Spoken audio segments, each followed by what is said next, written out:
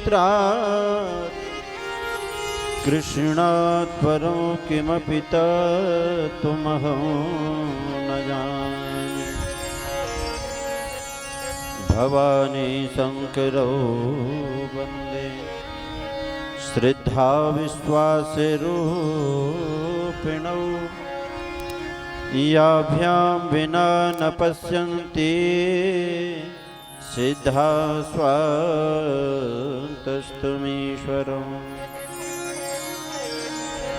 रामाय रामभद्राय रामचन्द्राय वेधसे रघुनाथाय नाथाय सीताय पतये नमः। अंजनानंदनं वीरं जानकी शोकनाशनं कपीशमक्षहन्तारं वन्दे लंका भयंकरम्। मेरी भवबाधा हरो श्री राधा माधव दो यातन की झाई पड़े श्याम हरित दुतियो। सब द्वारन को छोड़ के मैं आयो तेरे द्वार। अहो भानु की लाडली निक मेरी ओर निहार।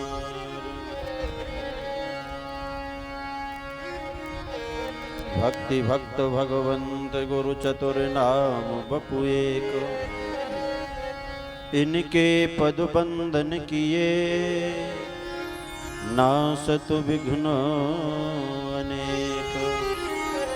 प्रेम से बोले श्री सिद्धि विनायक भगवान की, श्री भागवत भगवान की जय, श्री सुखदेव भगवान की जय, श्री व्यास भगवान की जय, गौरी शंकर भगवान की जय, बजरंग बली की जय, अयोध्यानाथ की जय, कथा महोत्सव की जय, संत समाज की जय, विप्र समाज की जय, भक्त समाज की जय। आज के आनंद की जय। जय जय श्री राधे, जय जय श्री राधे, जय जय श्री राधे। जय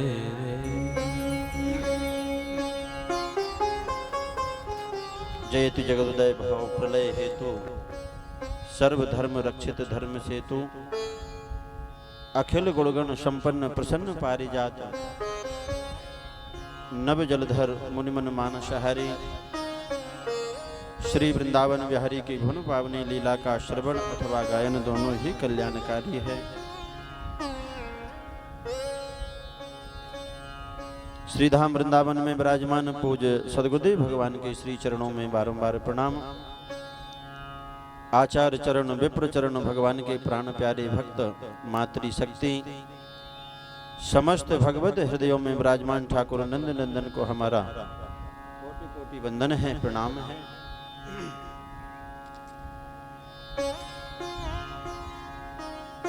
श्रीमद् भागवत सप्ताह है ज्ञान यज्ञ के अंतर्गत दांगीपुरा ग्राम के समस्त ग्रामवासी जनों के संयोग से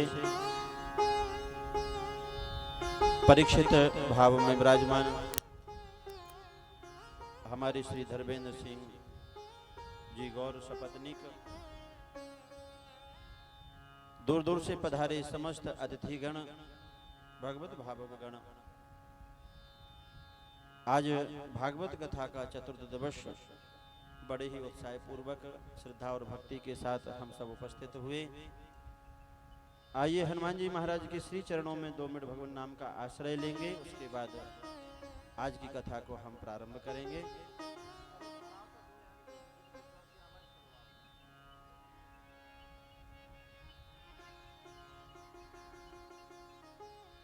हो गाइए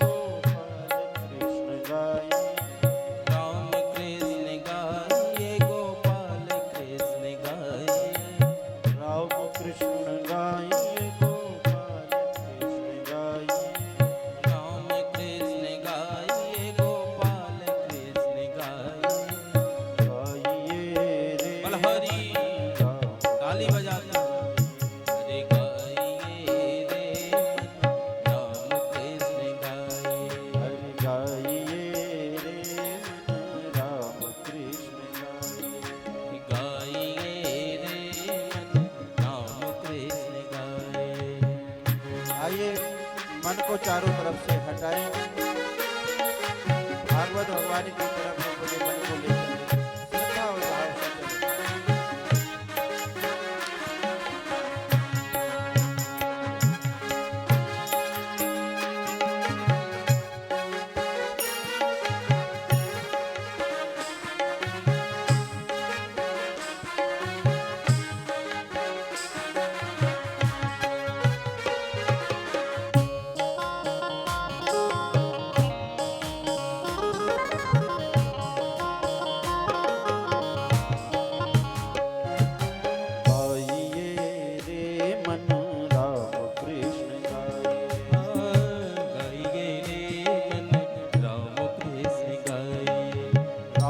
कृष्ण गाइए मन राधा कृष्ण गाइए, राम कृष्ण गाइए मन राधा कृष्ण गाइए, राम कृष्ण गाइए मन राधा कृष्ण गाइए, राम कृष्ण गाइए मन राधा कृष्ण गाइए, गाइए रे मन राम कृष्ण गाइए, गाइए रे मन राम कृष्ण गाइए, गाइए रे मन राम कृष्ण गाइए, गाइए रे मन राम कृष्ण गाइए, राम कृष्ण गाइए मन राधा कृष्ण गाइए, राम कृष्ण गाइए मन राधा कृष्ण गाइए, राम कृष्ण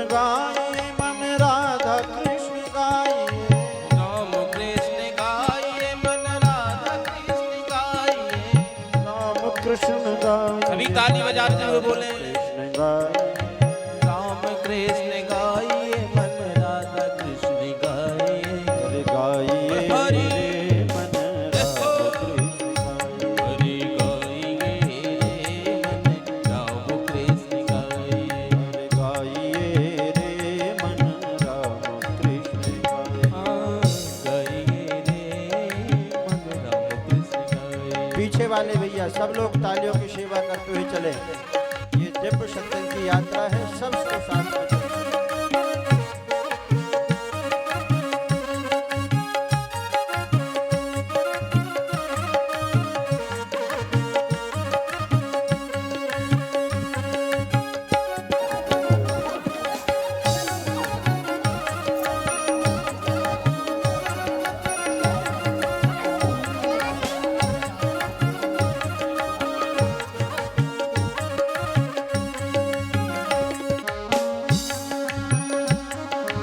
बोले बांके बिहारी लाल की।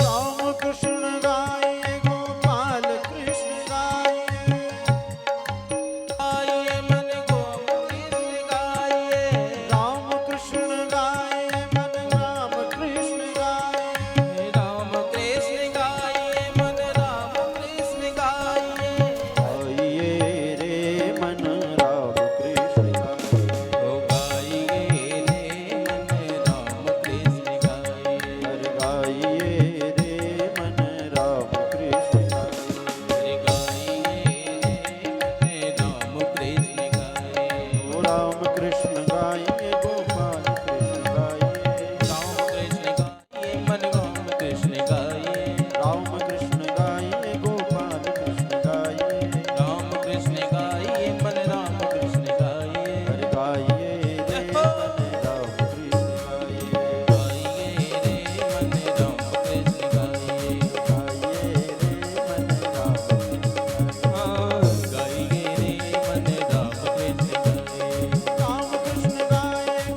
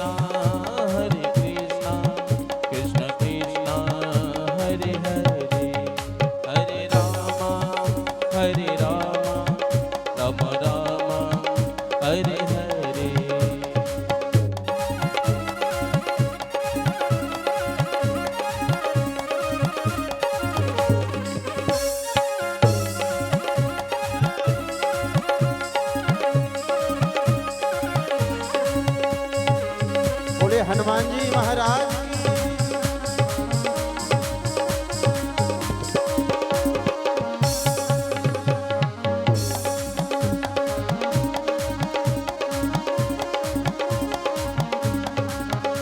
ओ गोविंद बोलो हरि गोपाल बोलो, हरि गोपाल बोलो, गोविंद बोलो हरि गोपाल बोलो, गोविंद बोलो हरि गोपाल बोलो, गोविंद बोलो हरि गोपाल बोलो, गोविंद बोलो हरि गोपाल बोलो, राधा रमण हरि गोविंद बोलो, राधा रमण हरि गोविंद बोलो, ओ राधा रमण हरि गोविंद बोलो, राधा रमण हरि गोविंद बोलो, राधा रमण हरि गोविंद बोलो, राधा रमण हरि गोविंद बोलो।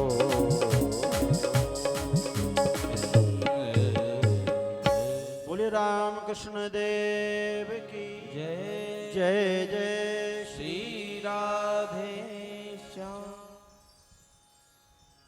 हम अपने मन को कल की कथा से जोड़ें। श्री सुखदेव भगवान राजा परीक्षित को गंगा तट पर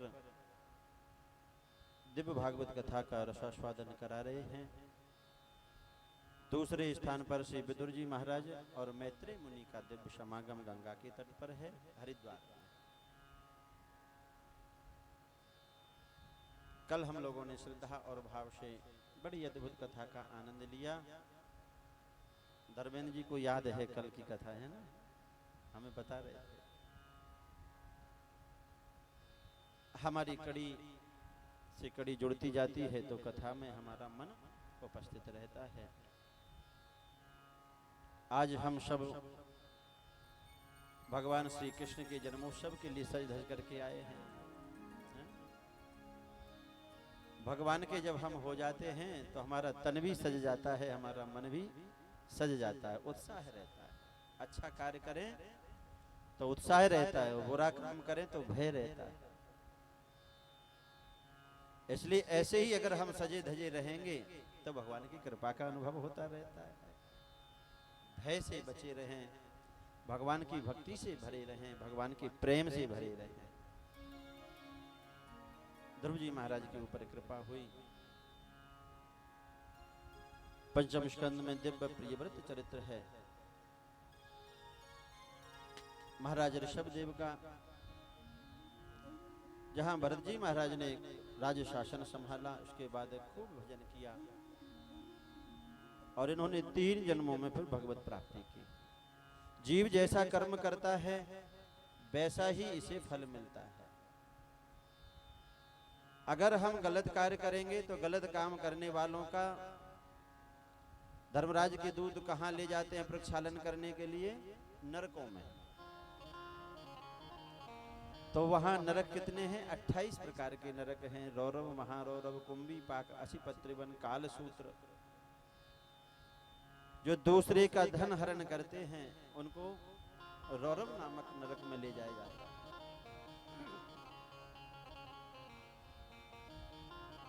वहां पर रुरु नाम के कीड़े इसके शरीर को काटते हैं। यातना शरीर मिल जाता है। जब इसे कष्ट होता है, वेदना होती है, तो धर्मराज के दूत कहते इसी प्रकार से तुमने किसी का धन छीना था। ऐसे ही महारौरव, धोखा देने वाले, झूठ बोलने वालों का यही हाल होता है। जो दूसरे जीवों को मारते हैं उनके लिए कुंभी पाक नामक नरक की यात्रा झेलनी पड़ती है। ऐसे समझे दांगीपुरा वालों, जैसे वस्त्र हमारा मैला हो जाता है, गंदा हो जाता है, तो उसे हम किसे देते हैं साफ करने के लिए? ड्राई क्लीन के लिए देते हैं ना, धुलने के लिए। थोड़ा बहुत अगर गंदा होता है तो खुद धुल लेते हैं, ज्यादा ही गंदा होता है तो उसे धुलने के लिए दे देते हैं। अब वहां धोबी घाट पे तो खूब पटक पटक करके धुला जाता है ना। ऐसे ही अगर हमारे कर्म अच्छे नहीं होते हैं तो धर्मराज के दूत हमको लेकर के कहां जाते हैं? इन नरकों में। ये धोबी घाट ही है। तो जैसा हमने अपराध किया है वैसा ही हमें दंड दिया जाता है।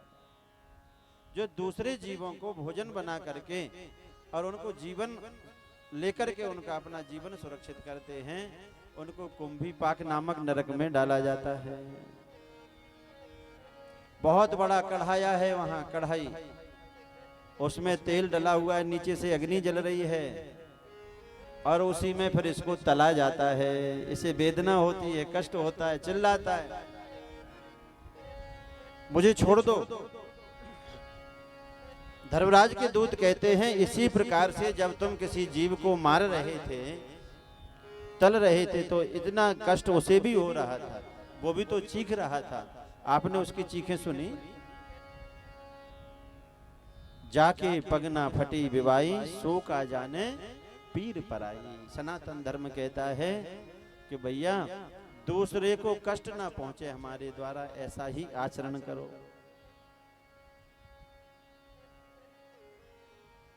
जो झूठी गवाही दे करके किसी निरपराध व्यक्ति को दंडित कराता है, उसे सजा दिलवाता है,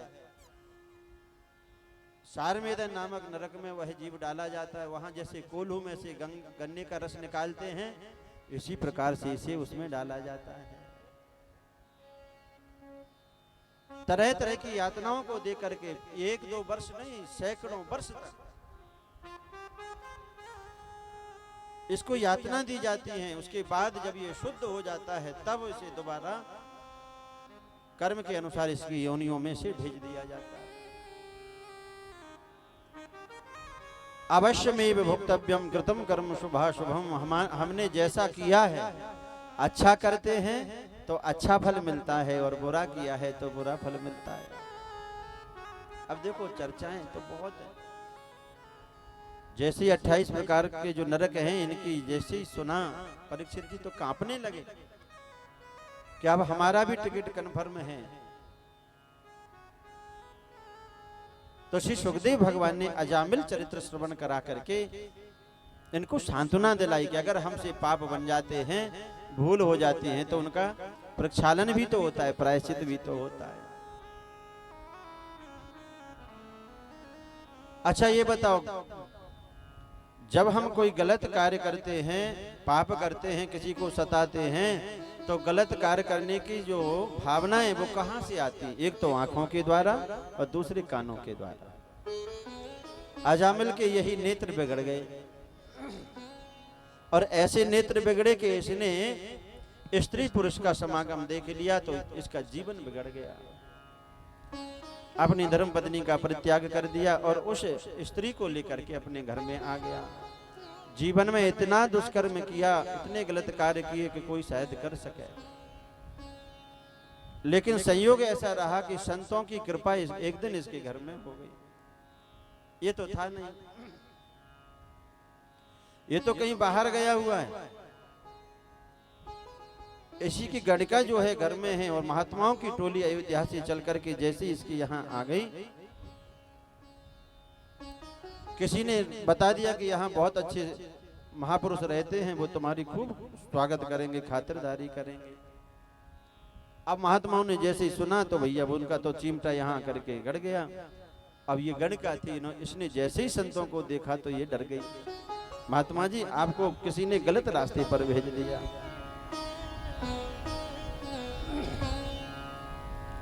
महात्मा बोले अब हम आ गए हैं तो भैया आज की रात्रि तो यहीं बिताएंगे, लेकिन संतों का दर्शन अगर हो जाए ना तो भावनाएं भी बदल जाती हैं। अगर नेत्रों के द्वारा हमारा जीवन बिगड़ा है, तो नेत्रों से अगर हम कुछ अच्छा देख ले तो हमारा जीवन भी सही हो जाता है, सुधर जाता है। क्यों, मार्ग तो यही है। संत दरस जिमि पातक उतर नहीं।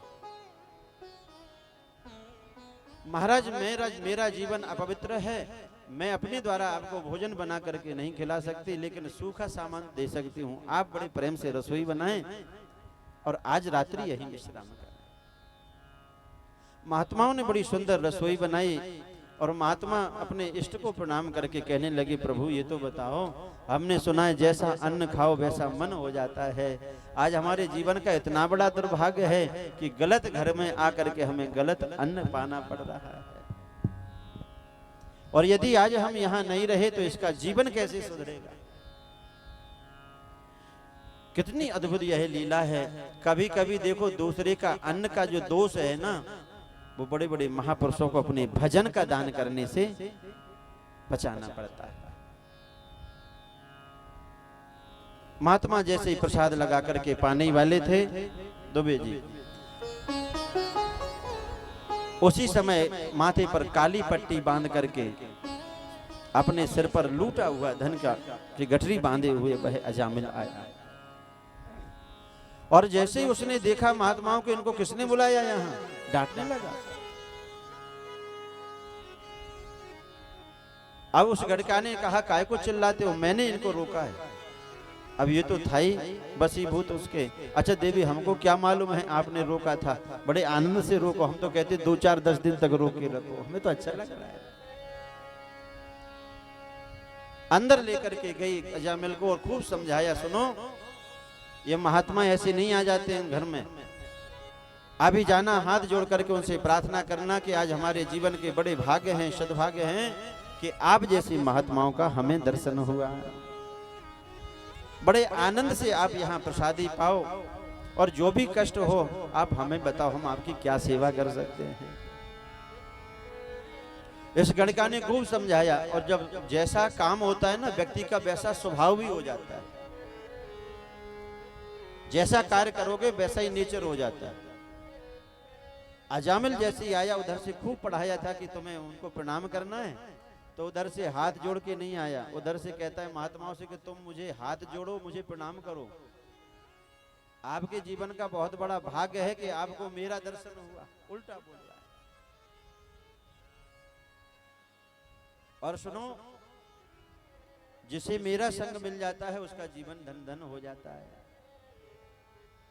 महात्मा समझ गए कि इसका कार्य खराब है, इसका संग बेकार है, इसलिए इसका जीवन भी गलत हो गया, इसका व्यवहार बिगड़ गया, वाणी बिगड़ गई। महात्माओं ने सोचा कि कोई ना कोई ऐसा सूत्र में दे करके हम चले जाएं जिससे इसका जीवन सुधर जाए। तो महात्मा जब जाने लगे, बस महात्माओं ने केवल यही मांगा दक्षिणा में कि ये तो बताओ आपके कितने पुत्र हैं। मेरे 9 पुत्र हैं। बोले अब जो संतान होगी उसका नाम तुम नारायण रख लेना। महात्मा जन युक्ति से ही मुक्ति बता देते हैं, सूत्र हैं। अगर सूत्र हमने जीवन में उतार लिए तो हमारा जीवन अच्छा बन जाता है। महात्मा तो वहां से चले गए। अब जैसे इसके बालक ने जन्म लिया, उस बालक का नाम इसने नारायण रख लिया। भुंजाना प्रपिबन खादन बालक स्नेह यंत्रितः भोजयन पाययन मूढ़ो न वेदागत मंत्रकम। अब छोटा बालक है, अब छोटे बालक से इसकी इतनी प्रीति हो गई, इतना प्रेम हो गया कि अब तो बैठते खाते पीते केवल नारायण का ही नाम ले। नारायण आ जाओ भोजन करते हैं, नारायण आ जाओ ये करते हैं। ध्यान रखना, बच्चों के नाम इसलिए भगवान के नाम से रखते हैं कि वैसे भजन नहीं कर सकते तो कम से कम बेटे को बुलाएंगे भगवान के नाम से, तो भगवान का नाम हम एक बार अपनी जुबा से ले लेंगे। बेटी का नाम किशोरी है तो किशोरी किशोरी बोलेंगे, तो किशोरी नाम तो राधा रानी का है ना, है कि नहीं। और अगर हमारा नाम नारायण है, ऋषिकेश है, तो वो भगवान का नाम अपने आप जुबा पर आ जाता है।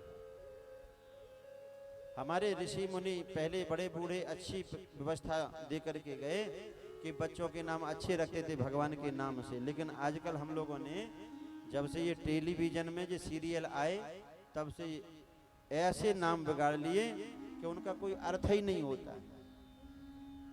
बिना अर्थ के नाम, अब उनसे कोई मतलब ही नहीं। उनको अगर हम पुकारेंगे तो उनका कोई फल नहीं है। 20, 30, 40 कैसे कैसे नाम रख लेते हैं। पहले ही नाम सोच के रखते हैं। अरे कम से कम ये तो सोच लिया करो इस नाम का अर्थ क्या है। हमारे सनातन धर्म में भगवान के अनेक नाम हैं, अनेक रूप हैं। 1000 नाम तो केवल गोपाल सहस्र नाम में गोपाल जी के। और विष्णु सहस्र नाम में 1000 नाम विष्णु के हैं, श्री हरि के।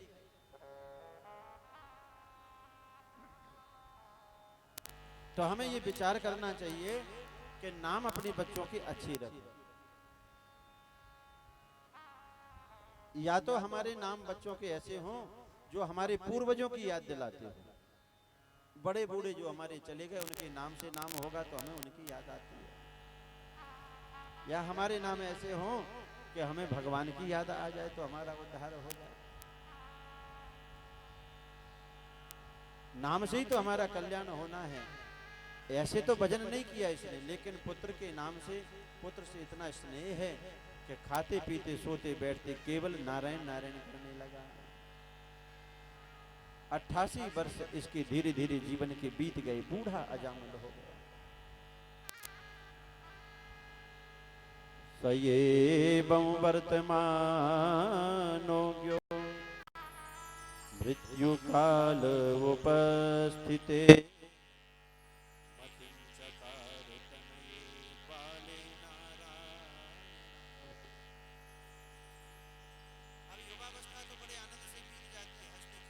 बुढ़ापा जब आता है तब व्यक्ति को कष्ट होता है, क्योंकि बुढ़ापा जो है वो कष्टदायक है। बूढ़ा अजामिल जब इसका जीवन समाप्त होने के हुए तो पहले तो खूब गलत कार्य किए, अब जब मरने वाला है तो अब इसे अपार कष्ट हो रहे हैं। ध्यान रखना। और इसे लेने के लिए धर्मराज के दूत आ गए हाथ में पास लेकर के। धर्मराज के दूत काय पे बैठ के आते हैं, उनकी सवारी क्या है धर्मेंद्र जी? यम के दूत जो आते हैं उनकी कौन सी सवारी है? भैंसा पे बैठ के आते हैं ना। अब आजकल उन्होंने भी चेंज कर ली सवारी अपनी, जैसे हम लोग गाड़ी चेंज करते हैं ना, तो उन्होंने भी चेंज कर ली। बोले कभी कभी मोटरसाइकिल पे भी बैठ के आ जाते हैं, पता ही नहीं चलता। जैसे ही धर्मराज के दूतों को देखा अजामिल ये कांपने लगा। मौत के समय में इतना कष्ट होता है जीव को, 1000 बिच्छू जब डंक मारे जितनी वेदना उससे होती है उतना कष्ट होता है जब मौत हमारे सामने होती है। अपनी मौत को सामने खड़ा हुआ देख करके वह अजामिल कांप गया। अब जीवन भर जिसका हमने अभ्यास किया, जिसके साथ रहे, अंतिम में आता तो वही याद है। अब जैसे ही इसने देखा कि मुझे कोई पकड़ने के लिए आए हैं, पास में बांधने के लिए आए हैं, दूरे क्रीडन का सक्तम पुत्रम नारायणावयं प्लावितेन स्वरेणोच्चै राजुहावाकुलेन्द्रियः।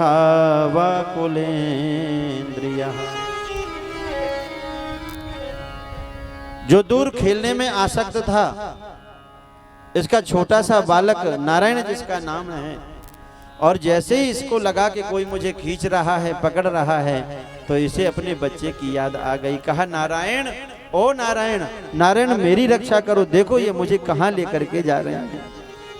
अब इसका जो इधर वाला जिसे ये बुला रहा है ना बालक को, ये नारायण तो खेलने में मस्त है, इसने नहीं सुना, लेकिन जिसका ये नाम था उस नारायण तक इसकी वाणी पहुंच गई। और जैसे ही भगवान श्री हरि तक ये नाम पहुंचा, कहते हैं ना मरते समय में जिसका नाम आएगा, जिसकी याद आएगी, जीव को गति वैसी ही मिल जाती है। जन्म जन्म मुनि जतन कराई, जन्म जन्म मुनि जतन कराई, जन्मो जन्म मुनि जतन कराई, जन्म जन्म मुनि कराई, जन्म जन्म मुनि कराई, जन्म जन्म मुनि जतन कराई, अंतराम कहीं आवत नाई, अंतराम आवत नाही, अंतराम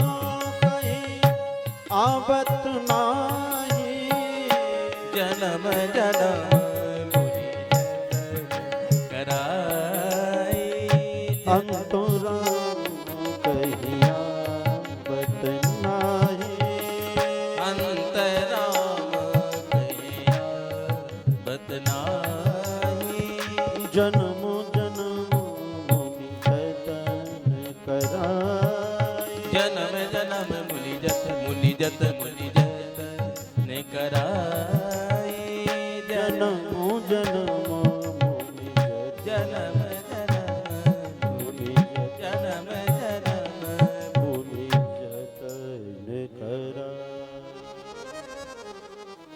स्पष्ट है जन्म जन्मांतर युग युगांतर तक हम भजन करते हैं, तपस्या करते हैं, लेकिन मरते समय में भगवान का नाम याद नहीं आता है। आपने देखा कभी कोई बड़ा बूढ़ा जब जाए तो उसे भगवान याद नहीं आते हैं। कई बड़े बूढ़े तो ऐसे जिनके मुंह पे गाली रखी रही। हाँ? अब जैसा वातावरण होगा उन्हें यही पता नहीं कि हम गाली दे रहे हैं। अब यहाँ तो ठीक है, कुछ ऐसे क्षेत्र हैं जहाँ के लोग सहजता में बिना गाली की बात ही नहीं करते हैं।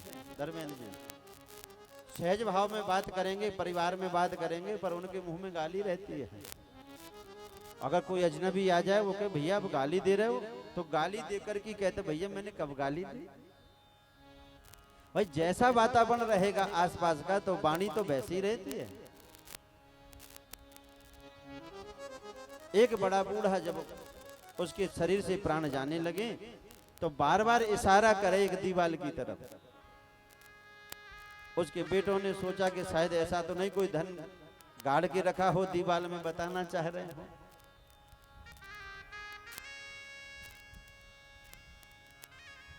बड़ा वाला बोला कि अब कुछ भी हो, पानी तो नहीं निकल रही, इशारा तो कर रहे हैं, पर डॉक्टर को लाते हैं।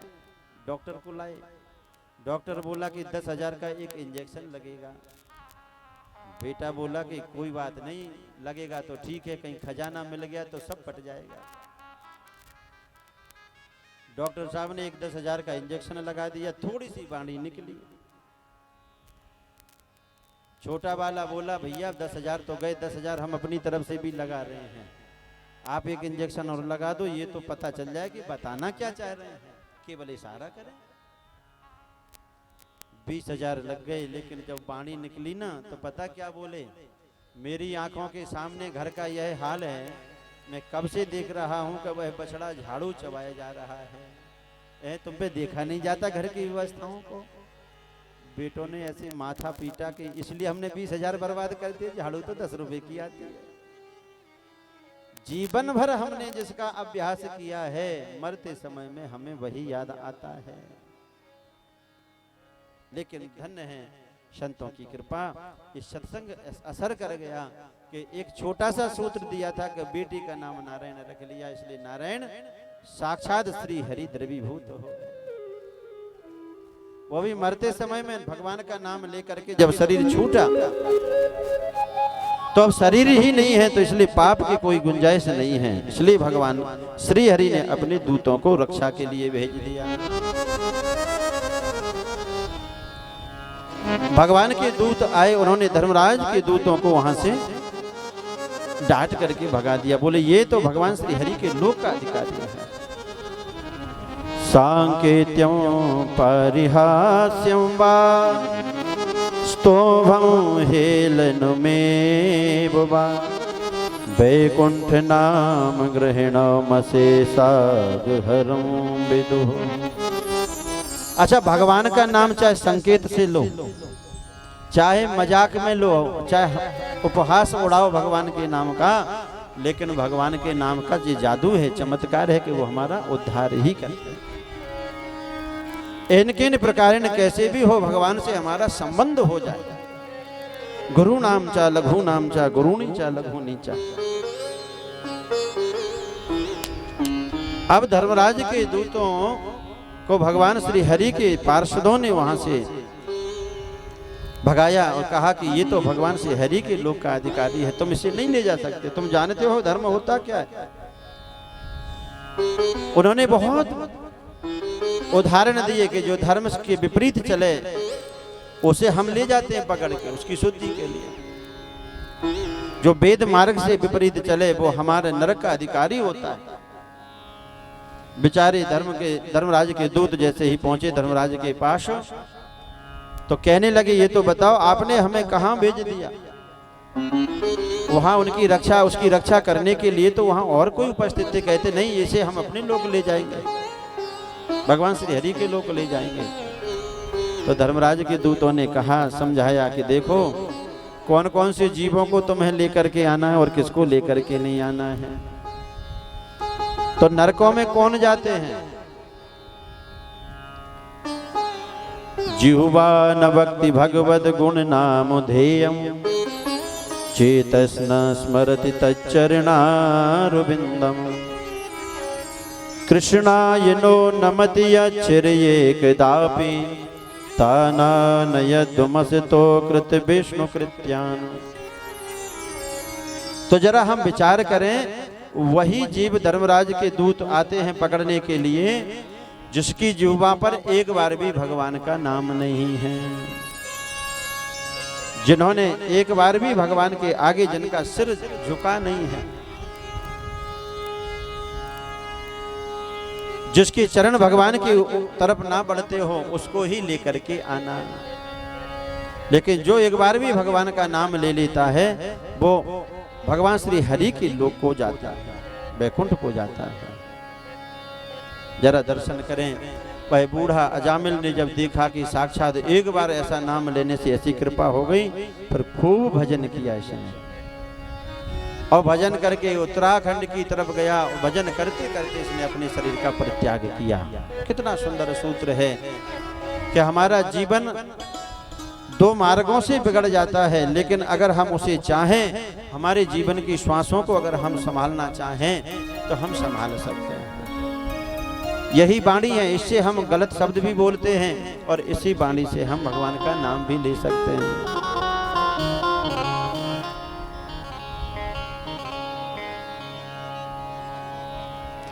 इसलिए ये प्रतीक्षा ना करें कि हम बुढ़ापे में भजन करेंगे, अभी तो मौज मस्ती का समय है। एक बार जो श्वासें हमारे जीवन की चली गईं वो दोबारा लौट करके आने वाली नहीं है। चली जा रही है उम्र धीरे धीरे, चली जा रही है उम्र धीरे धीरे, चली जा रही है उम्र धीरे धीरे, चली जा रही है उम्र धीरे धीरे।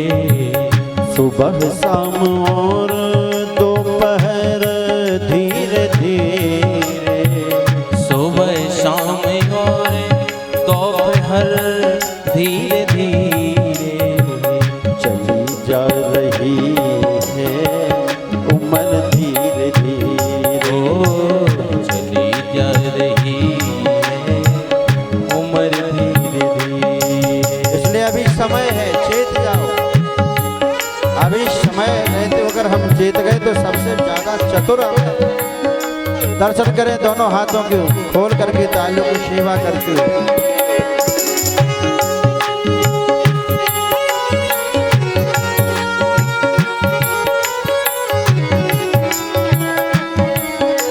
बोले भक्त वत्सल भगवान जय हो।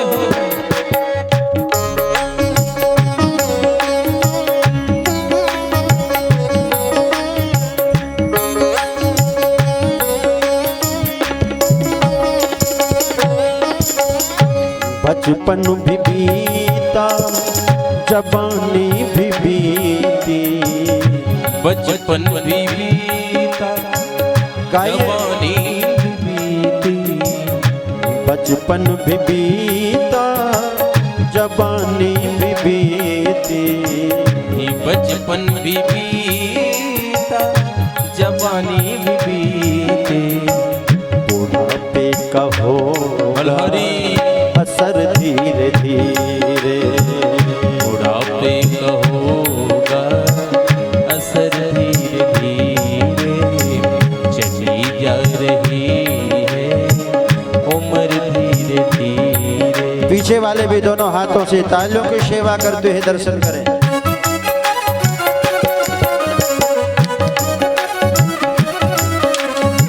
भक्त वत्सल भगवान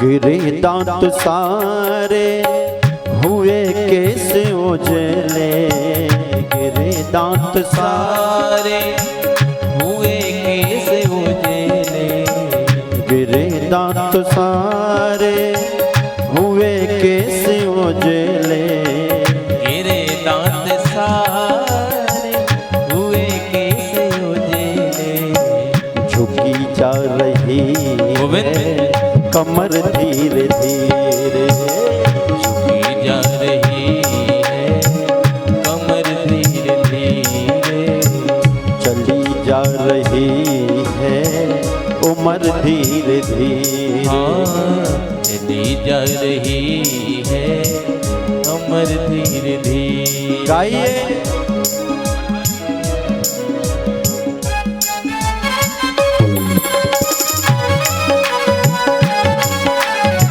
बोले भक्त वत्सल भगवान की।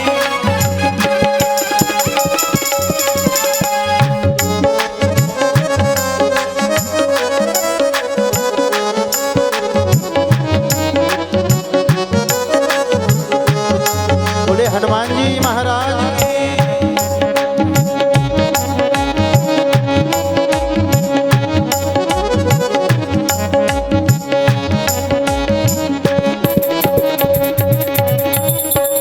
अगर चाहते हो कल्याण अपना, अगर चाहते हो कल्याण अपना, अगर चाहते हो कल्याण अपना, अगर चाहते हो कल्याण अपना, भजो राम आठों प्रहर धीरे धीरे, भजो राम आठों प्रहर धीरे धीरे, चली जा रही है उम्र धीरे धीरे, चली जा रही है उम्र धीरे धीरे, चली जा रही है उम्र धीरे धीरे, चली जा रही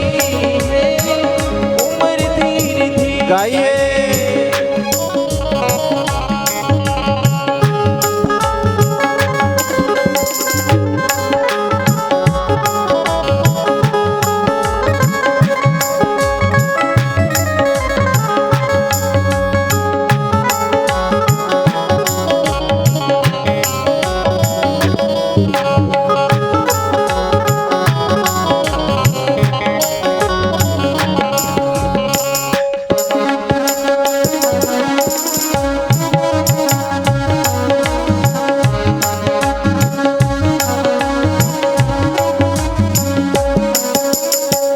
चली जा रही है उम्र धीरे धीरे, चली जा रही है उम्र धीरे धीरे, जो कुछ बची है उसी को संभालो, जो कुछ बची है उसी को संभालो, चली जा रही है उम्र धीरे धीरे, चली जा रही है उम्र धीरे धीरे, उम्र धीरे धीरे, उम्र धीरे धीरे, उम्र धीरे धीरे, उम्र धीरे धीरे। बोले भक्त वत्सल भगवान की। चली जा रही है उम्र धीरे धीरे, ये चरित्र हमें संकेत देते हैं कि ये प्रतीक्षा मत करो कि भजन बुढ़ापे में करेंगे। बड़ी सुंदर चर्चा आती आगे, नाम की महिमा है। स्तंभ से भी जो प्रहलाद जी ने भगवान नरसिंह को प्रकट कर दिया। राजा परीक्षित ने बड़ी सुंदर चर्चा करते हुए कहा, प्रभु ये बताओ, हमने सुना कि गजेंद्र के ऊपर भगवान की कृपा हुई। गजेंद्र तो हाथी है, पशु है, उसके ऊपर भगवान की कैसी कृपा हो गई? हम आपसे ये जानना चाहते हैं। आसीद गिरि बरो राजन त्रिकूट इति बेश्रुतः क्षीरो देनावृतः श्रीमान् योजना युतमुच्छ्रितः। तो जरा ध्यान से हम श्रवण करें। भगवान का नाम पशुपतिनाथ है। भगवान सबके बराबर हैं, सबके ऊपर भगवान की दृष्टि रहती है, सबके लिए भगवान बराबर प्रेम करते हैं। एक बात बताओ, जब पशुओं के ऊपर भी भगवान की कृपा होती है तो हमारे ऊपर होगी कि नहीं होगी? हम बहुत जल्दी उदास हो जाते हैं। हम कहते हैं भगवान हमारी तरफ नहीं देखते और सबकी तरफ देखते हैं। यही हमारी भूल है। जैसे ये सूर्य नारायण का प्रकाश चारों तरफ आता है, ऐसे भगवान की कृपा भी चारों तरफ बरसती है। हमारी ये भ्रांति रहती है कि भगवान हमारी तरफ देख रहे हैं। आज हम जैसा कर्म करेंगे वैसा वही प्रारब्ध बन करके आगे हमारे आएगा। इसलिए हर जगह भगवान ने कर्म की प्रधानता कही है। आगे चल करके भगवान श्री कृष्ण खुद नंद बाबा आदि से कहते हैं, कर्मणा जायते जंतु कर्मणि विलीयते। गीता में भी भगवान कहते हैं, कर्मण्यवाधिकारस्ते मां फलेषु कदाचन। और रामचरितमानस में कहा, कर्म प्रधान विश्व रचि राखा। तो अगर हम अच्छे शुभ काम करेंगे तो इतनी जल्दी फल नहीं मिलता है। गौर से सुनना, हमारी ये भ्रांति रहती है। कई लोग कहते हैं महाराज हम बहुत अच्छा काम करते हैं लेकिन हमारे जीवन में बहुत ज्यादा दुख है। अमुक व्यक्ति बहुत गलत कार्य करता है, वो सुखी है। ऐसा नहीं है। ये अगर इस समय वो गलत कर रहा है तो पुरानी फसल को वो काट रहा है। आज जो हम कर रहे हैं वही हमारा संचित में जाएगा और वही संचित कर्म फिर प्रारब्ध बन करके हमारे सामने आता है। खेत में जब बीज डालते हैं ना तो वो भी इतनी जल्दी थोड़ी ना फल दे देता है, समय लगता है। मंदिर गए, मंदिर जाते समय में अगर ठोकर खा करके गिर गए तो क्या मंदिर जाना छोड़ देंगे हम? अरे ये तो हमारा एक इत्तेफाक था जो हम गिर गए, हम असावधान थे। इसमें ऐसा नहीं कि पूजा करने के लिए जा रहे थे इसलिए हम गिरे। क्या जो पूजा नहीं करते वो क्या गिरते नहीं है? पशुओं के ऊपर भी भगवान की बराबर कृपा होती है। क्षीर सागर में एक सुंदर त्रिकूट नाम का पर्वत है।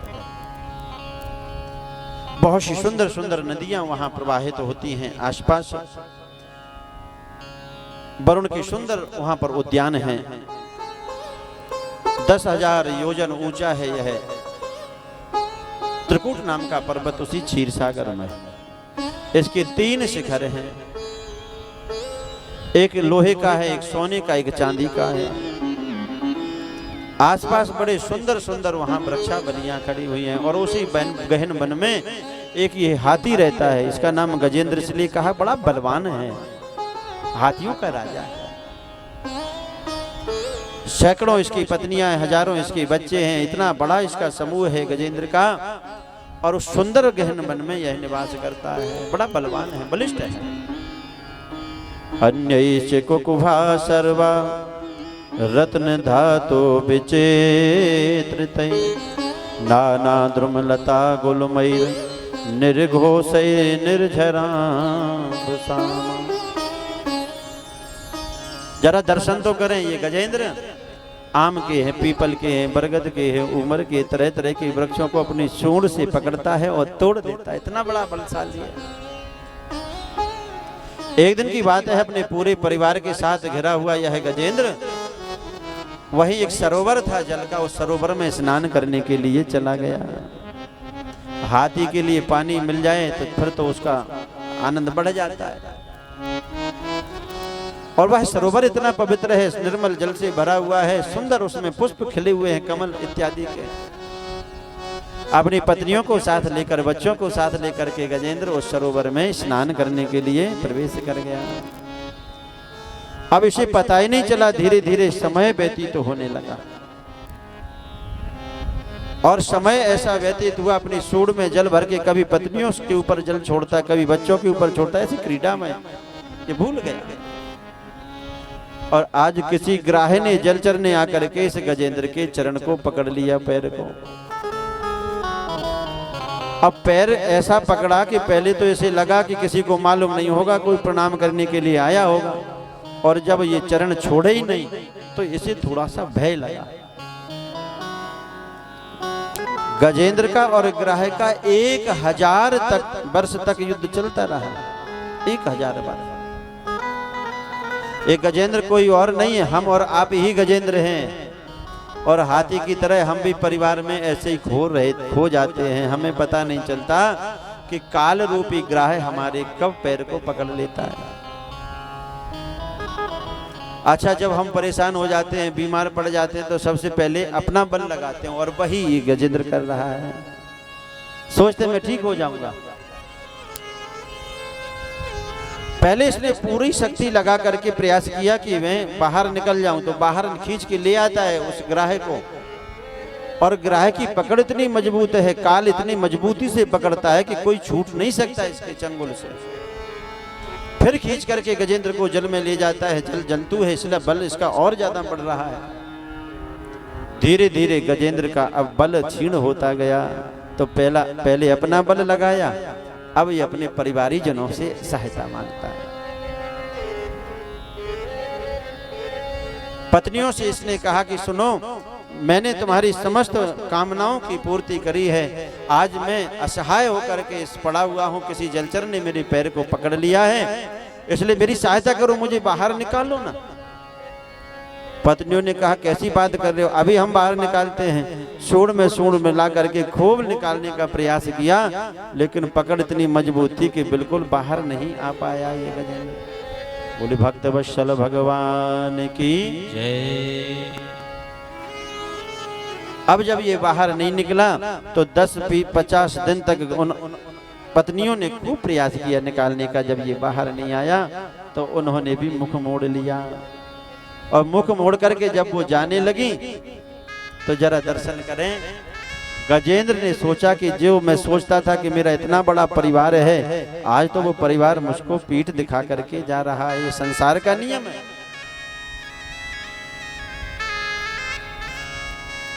हमारे और आप जितने बड़े भी परिवारी जन हैं, साथ में तो केवल परमात्मा ही हमारा साथ देते हैं अंत में, और दूसरा कोई नहीं है। पर आज गजेंद्र ने सोचा कि चलो मेरी इतनी संतानें तो हैं, मेरी रक्षा मेरे बच्चे करेंगे। बड़ा हर्ष होता है ना जब संतान जन्म लेती है, पुत्र जन्म लेता है, तो ऐसा लगता है कि आगे चल करके ये मेरी सेवा करेगा बुढ़ापे में, बड़ी खुशी होती है।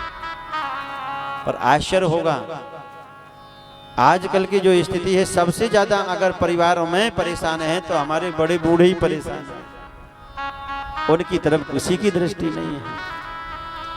वृंदावन में हम 20-25 साल से देख रहे हैं, सबसे ज्यादा बड़े बूढ़े वृंदावन में ही हैं। कोई उड़ीसा से, कोई पश्चिम बंगाल से है, कोई कहीं से है, भजनाश्रम में भजन कर रहे हैं। और हम उनसे पूछते थे कि आपके बेटे क्या करते हैं, तो बोले कोई विदेश में नौकरी में, बड़े बड़े अच्छे ऊंचे पद पर हैं, लेकिन बड़े बूढ़े माता पिता हो गए तो उन्हें छोड़ दिया घर से, बोले आप तीर्थों में रहो, कोई देखने वाला नहीं। आज जो वृद्धाश्रम के लिए हम दान करते हैं, टीवी में अपना नाम बुलवाते हैं ना, हमको लगता है कि अच्छी बात है वृद्धाश्रम खुल रहे हैं, लेकिन ये दुर्भाग्य है। अगर आज हमने माता पिता की सेवा नहीं करी तो ध्यान रखना, हम भी तो किसी के माता पिता हैं, हम भी तो बूढ़े होंगे, आगे चल करके वो स्थिति हमारे साथ में होगी। एक पुत्र का विवाह हो गया, बड़े बूढ़े उसके माता पिता थे, तो पिताजी को घर से बाहर निकालते हुए उसने बोले आप जाओ तीर्थों में, अब हम यहाँ रहेंगे। तो इसके मन में दया आ गई, उसने 3 मीटर कपड़ा लिया सफेद और दे करके विदाई के देने लगा। पिताजी पता नहीं अंतिम समय में मैं पहुंच पाऊंगा कि नहीं, कफन का कपड़ा मेरे साथ लेके जाओ अपने साथ। उस वृद्ध पिता ने कहा, बेटा एक कैंची लेकर के आधा तू अपने पास रख ले, ये ज्यादा है। क्यों आधा क्यों रख रहे हैं? इसलिए कि तेरे अंदर तो इतनी दया है कि तू मुझे 3 मीटर कपड़ा दे भी रहा है, लेकिन पालने में जो नाती खेल रहा है ना, तेरे व्यवहार को देख करके ऐसा लगता है कि तेरा बेटा तो तुझे ये 1.5 मीटर भी नहीं देगा, इसलिए मेरी तरफ से रख ले। जैसा हम व्यवहार करते हैं वैसा व्यवहार हमारे सामने भी आएगा, ये क्यों भूल जाते हैं? परिवार में पहले इतना प्रेम होता है, एक दूसरे के इतने शत्रु बन जाते हैं, हमें ऐसा लगता है कि घर परिवार ही महाभारत जैसा युद्ध हो रहा है। आपको आश्चर्य होगा, पीताम्बरा पीठ में मंदिर में अभी पिछले महीने जब वहां की गोलकों को खोला था तो उसमें ऐसी पर्ची निकली जिसमें लिखा था, माँ मेरी बहू का ये नाम है, बेटा का ये नाम है, दोनों का तलाक करा दो। बड़ा परेशान करती है। बताओ कौन सास लिख रही है और बहू लिख रही है, उनकी पर्ची अलग है, ये माता जी है, इनका एक्सीडेंट करा दो। अब क्या पीताम्बरा माई के पास यही काम रह गया कि एक्सीडेंट और तलाक कराने के लिए बैठी है? विचार करो। जब विवाह होता है तो ऐसा लगता है घर में लक्ष्मी आई है, लेकिन 1 महीने में वो लक्ष्मी कुलक्ष्मी हो जाती है। अगर हमें अच्छा जीवन जीना है तो हम जैसा व्यवहार दूसरों से करते हैं, जो हमें पसंद है भाई, हमें दूसरों से व्यवहार करना चाहिए। बोले भक्त वत्सल भगवान की जय। श्री कृष्ण गोविंद हरे मुरारे, हे नाथ नारायण वासुदेवा। श्री कृष्ण गोविंद हरे मुरारे, हे नाथ नारायण वासुदेवा। श्री कृष्ण गोविंद हरे मुरारे, हे नाथ नारायण वासुदेवा।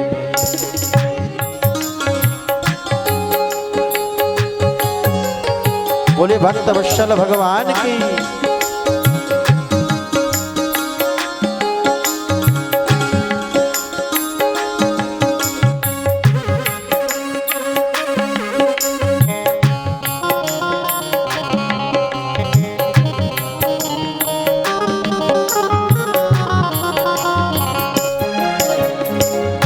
हे नाथ नारायण वासुदेवा, हे नाथ नारायण वासुदेवा। हे नाथ नारायण वासुदेवा। हे नाथ नारायण वासुदेवा। श्री कृष्ण गोविंद ताली बजाते हुए सभी बोले जय हरि। हे नाथ नारायण वासुदेवा। जय जय कृष्ण गोविंद हरे मुरारे, हे नाथ नारायण वासुदेव। बोले भक्त वत्सल भगवान की जय। अपबल तपबल और बाहुबल, चौथो है बलिदान। पहले अपना बल लगाया, फिर अपनों की सहायता ली, गजेंद्र को कोई काम नहीं आया। ध्यान रखना, जब इस संसार से जाते हैं ना तो कोई काम नहीं आता, जाना तो अकेले ही पड़ता है। बोले भक्त वत्सल भगवान की जय। गजेंद्र ने फिर पूर्व जन्म की जो विद्या थी वो काम आ गई। चारों तरफ से जब असहाय हो गया तो फिर केवल भगवान को ही इसने याद किया। श्वास देना प्रभु इतनी तो कम से कम, तुमसे मिलने से पहले न निकले दम। सांस देना प्रभु इतनी तो कम से कम, तुमसे मिलने से पहले न निकले दम। श्वास देना प्रभु इतनी तो श्वास देना प्रभु इतनी तो कम से कम, तुमसे मिलने से पहले न निकले ये दम, तुमसे मिलने से पहले न निकले ये दम। एक बार ये जो सब अतिथि आ रहे हैं इनको ताली बजा करके स्वागत करें। जय हो।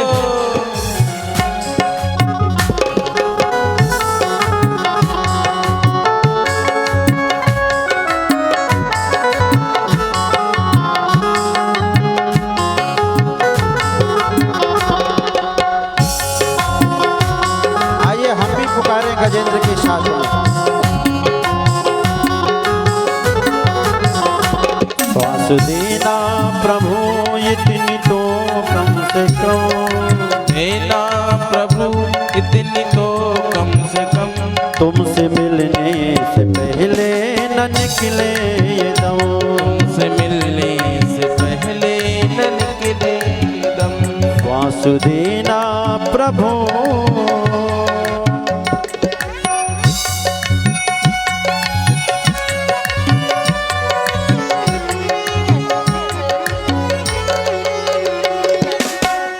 अरे हम भी तो प्रार्थना करें परमात्मा से जैसे गजेंद्र पुकार रहा है भगवान को, साथ में चले।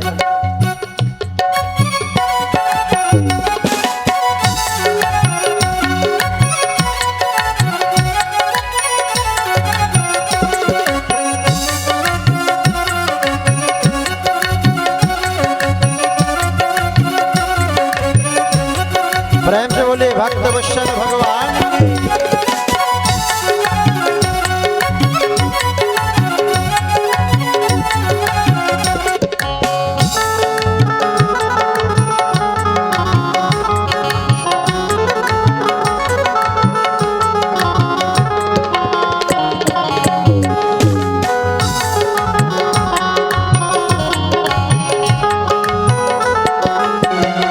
जो चलाता है ये सारे संसार को, जो चलाता है सारे संसार को, मैं भी कर लूं जरा उसका दीदार तो, मैं भी कर लूं जरा उसका दीदार तो, क्या पता फिर मिले ना मिले ये जन्म, क्या पता फिर मिले ना मिले ये जन्म, तुमसे मिलने से पहले न निकले ये दम, तुमसे मिलने से पहले न निकले ये दम।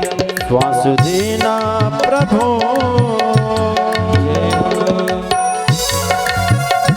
पीछे वाले कुछ आलस कर रहे हैं, आप गजेंद्र के साथ हम भी तो गाएं, भगवान की दृष्टि सभी के ऊपर है।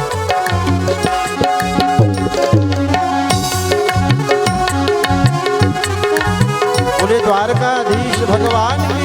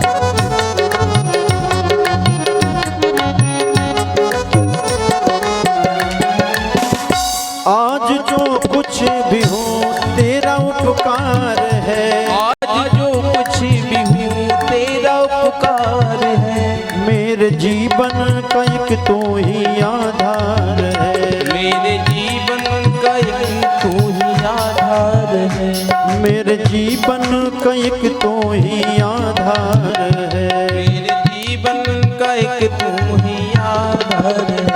तेरा कर दूं अदा शुक्रिया कम से कम, तेरा कर दूं अदा शुक्रिया कम से कम। तुमसे मिलने से पहले न निकले ये दम, तुमसे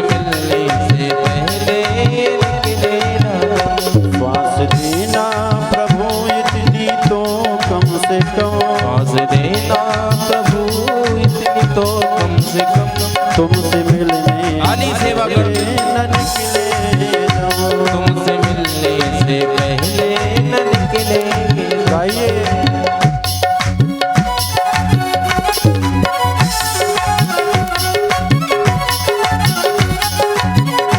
एक बार बोले हनुमान जी महाराज की।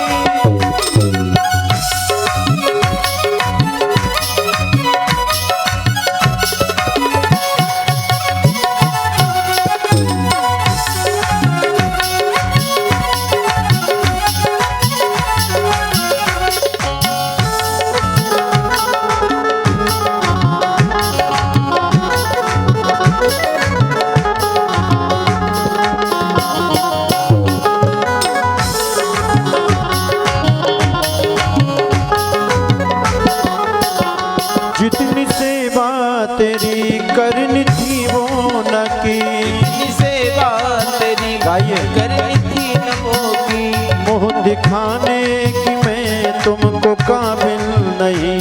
मुझे दिखाने की मैं तुमको काबिल नहीं। फिर भी मुझको यकीन तू करेगा रहो। फिर भी मुझको यकीन तू करेगा रहे। तुमसे मिलने मल्हारी। पहले न निकले दम। तुमसे मिलने से पहले न निकले दम। सांस देना प्रभु इतनी तो कम से कम। सांस देना प्रभु इतनी तो कम से तुमसे मिलने से पहले न निकले दम। तुमसे मिलने से पहले न निकले दम। तुमसे मिलने से पहले न निकले दम। सांस देना प्रभु इतनी तो कम से कम। सांस देना प्रभु इतनी तो कम से कम।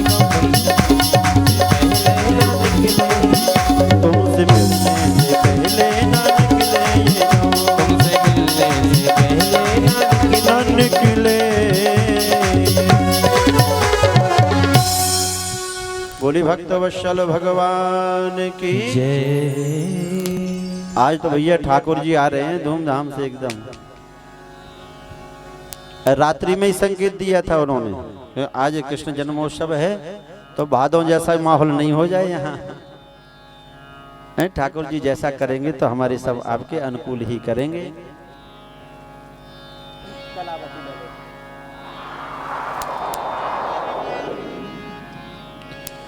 ये बम व्यवसुत बुद्ध्या समाधाय मनोरदे।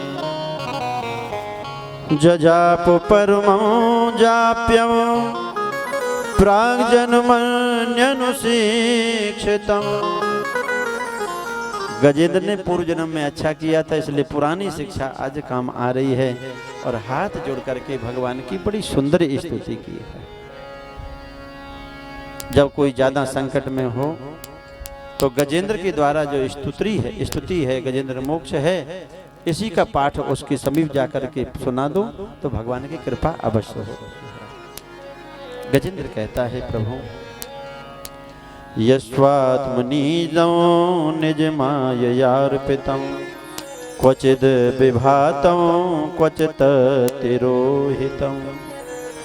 अवेद्रदृग्साक्षुभयो तदीक्षते स आत्ममूलो बतु मां परात्परः।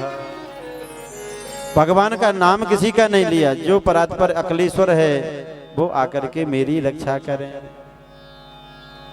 जो संसार को बनाते हैं पालन करते हैं अपने में ही विलीन कर लेते हैं, ऐसे परम पुरुष परमात्मा आकर के मेरी रक्षा करें। ऐसा कहते हैं आसमान में सबकी भीड़ लग गई है, लेकिन नाम जब किसी का नहीं लिया तो भगवान श्री हरि ने सोचा कि जो किसी का नाम नहीं है वही हमारा नाम है। गजेंद्र ने भगवान को पुकारा कब? जब केवल तिल मात्र सूंड केवल बाहर रह गई जल के, चारों तरफ से जब असहाय हो गया तब अंतिम में भगवान को पुकारा। जब डॉक्टर मना कर देते हैं तो अंतिम में ही तो भगवान के पास जाते, कहते अब तो सेवा करो, भगवान चाहेंगे वैसा ही होगा। तो केवल अंतिम श्वासें बची हैं, उसी अंतिम श्वासों को आज इसने सार्थक कर लिया और भगवान को बड़े प्रेम से पुकारता है। तो श्री हरि ने जैसी आर्तवाणी सुनी, करुण पुकार सुनी, तो बैकुंठ से टाइम नहीं लगा, समय नहीं लगा गजेंद्र की रक्षा करने के लिए। मानो लक्ष्मी जी ने पूछ लिया हो, प्रभु कहाँ जा रहे हो? हाथी कहना चाहते थे, हाँ बैकुंठ में बोला है, और थी जब तक बोलते जब तक, तो भगवान श्री हरि गजेंद्र के पास आ गए। बोले भक्त वत्सल भगवान की जय। गजेंद्र ने जैसे ही देखा प्रभु आ रहे हैं, भगवान का चक्र सुदर्शन निकला और ग्राह्य का भगवान ने सिर अलग कर दिया। सबसे पहले ग्राह्य का उद्धार भगवान ने किया। देखो ग्राह्य ने तो बुलाया नहीं था भगवान को, बुलाया किसने था? गजेंद्र ने।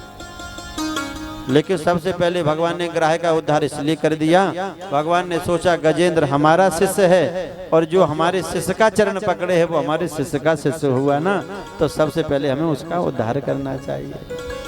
अगर हम भक्त नहीं बन सकते हैं तो जो भगवान के भक्त हैं हम उनके भक्त बन जाएं तो भी हमारे ऊपर भगवान की कृपा हो जाएगी। गजेंद्र के ऊपर भगवान की ऐसी कृपा बरसी है। गजेंद्र ने सामने श्री हरि को देखा, भगवान सामने है तो भैया कुछ उपहार तो देना चाहिए। भगवान सामने क्या चढ़ाऊं, मेरे पास तो कुछ है ही नहीं। तो एक कमल खिल रहा था सामने, उस कमल को तोड़ा अपनी सूंड से और भगवान श्री हरि के चरणों में समर्पित कर दिया। बोले भक्त वत्सल भगवान की जय। सोनता सर सुरबलेन गृहीत यार तो दृष्ट्वा गरोत्मति हरियो खवपात चक्रम उत्क्षेप सांबुज करो गिरमाह कृच्छा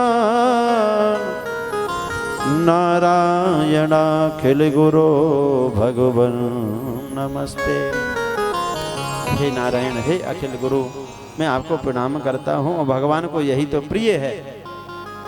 कोई भक्त प्रेम से फूल चढ़ा दे भगवान को हृदय से, उसी से भगवान प्रसन्न हो जाते हैं। पत्रम पुष्पम फलम तोयम यो में भक्त्या प्रियक्षति। भगवान कहते हैं एक पत्र चढ़ा दो, पर वो भी प्रेम से चढ़ाओ। ये नहीं मन कहीं है, शरीर कहीं है, वाणी कहीं जा रही है, ऐसे कितने भी पत्र चढ़ा दो परमात्मा देखेंगे नहीं। प्रेम से। पत्र किसका स्वीकार किया भगवान ने? रुक्मिणी जी का। रुक्मिणी जी ने जो पत्र भगवान को समर्पित किया ना, दो दो बातें हृदय से, बस वही पत्र सौंप दो तो भगवान हमको भी स्वीकार कर लेंगे। और ये पुष्प गजेंद्र की तरह है। गजेंद्र ने श्रद्धा भाव से भर करके एक पुष्प केवल भगवान को समर्पित किया, उससे ही भगवान प्रसन्न हो गए। हम जो भी चढ़ाएं श्रद्धा से, वो हमारे पूर्ण मन से हो, पूर्ण श्रद्धा से हो, तो भगवान स्वीकार कर लेते हैं। हम थोड़ी चतुराई करते हैं। भगवान के लिए जब चढ़ाएंगे ना, तो भगवान के लिए हम ये नहीं देखते हैं कि वस्तु कैसी है, और खुद अपने लिए वस्तु का चयन करते समय हम बहुत सावधान रहते हैं। उदाहरण के लिए अगर हवन के लिए घी चाहिए तो कहते हैं बाजार वाला चल जाएगा महाराज। क्यों धर्मेंद्र जी? बाजार वाला चल जाएगा, क्योंकि भगवान तो जानते ही नहीं है कि असली है कि नकली है, ये तो केवल हम जानते हैं। और अपने लिए अगर चाहिएगा तो कहीं से मिले, कितना भी महंगा मिले, हमें तो अच्छा वाला लेके आना है, क्योंकि ये भगवान के लिए नहीं है, हमारा अपने लिए। अगर चढ़ाने के लिए कोई वस्तु ले जानी हो तो वो तो समझ जाते हैं दुकानदार अपने आप के, ये पूजा वाली चीज है। वो भी बड़े सावधान है, पूजन की लिस्ट देखते ही समझ जाते हैं कि पूजा वाली है, तो जितनी थर्ड क्वालिटी की चीज होगी वो पूजा में वो अपने आप लगा देते हैं। चिंता मत करो, हम सब ठीक करेंगे। ये दो भाव हम रखते हैं, इसीलिए हमारे लिए पूजा का पूरा फल नहीं मिलता है। भगवान ये नहीं कहते आपसे कभी कि ये चढ़ाओ मेरे ऊपर, कभी कहा उन्होंने? भगवान कभी नहीं कहते। भगवान तो जो कहते हैं ना उसे हम चढ़ाते नहीं। आपसे कहा कि आप फूल चढ़ा दो, आपने फूल चढ़ा दिया। आपसे कहा आप दूर्वा चढ़ा दो, वो चढ़ा दिया। आपने कहा, हमने कहा प्रसाद चढ़ा दो, प्रसाद चढ़ा दिया। हमने कहा अपना मन चढ़ा दो, बोले वो नहीं चढ़ा सकते, क्योंकि मन तो परमात्मा में है ही नहीं, मन तो संसार में। भगवान ये कहते हैं कि जो तुम्हें अच्छा लगता है वैसा ही व्यवहार तुम मुझसे करो। भगवान की सेवा कैसे करी जाती है? जैसे हम अपने शरीर की सेवा करते हैं। हमें भोजन में जो अच्छी चीज लगती है वही तो हम पाते हैं। ऐसे भगवान को जो प्रसादी अच्छी लगती है, अगर भगवान के अनुकूल प्रसादी पहुंच जाए तो भगवान पाते जरूर हैं, है ना। श्रद्धा से, रुचि से भगवान को अगर दूध का कटोरा भी सामने रखोगे तो भगवान उसको भी पीते हैं। और अगर बिना श्रद्धा के कुछ भी समर्पित कर दो तो दुर्योधन की मेवा का त्याग करके विदुर जी के यहाँ आकर के छिलके खाने में आनंद ले लेते हैं।